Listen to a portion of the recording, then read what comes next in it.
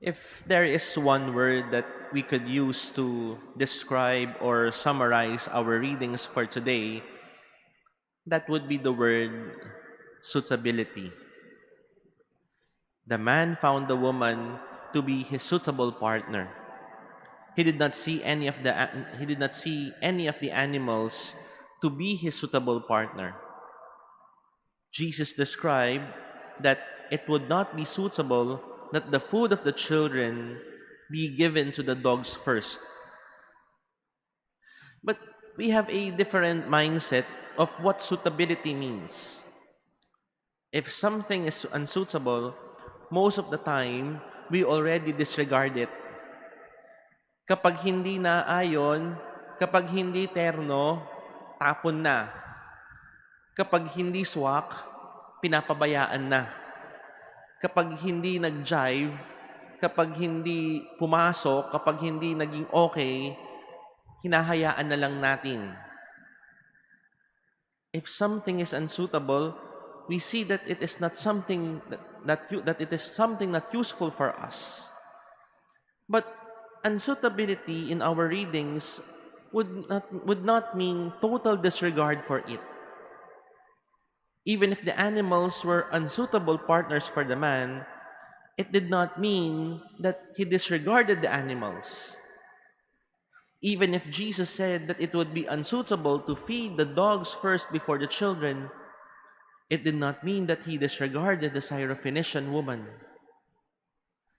The woman may not be part of the Jewish people, but she had the appropriate faith for her daughter to be healed. Unsuitability does not mean total disregard for something, but rather appropriateness of a person, time, or action. And sometimes this is our flaw. We try to make inappropriate things suitable for our situation. Pinipilit natin.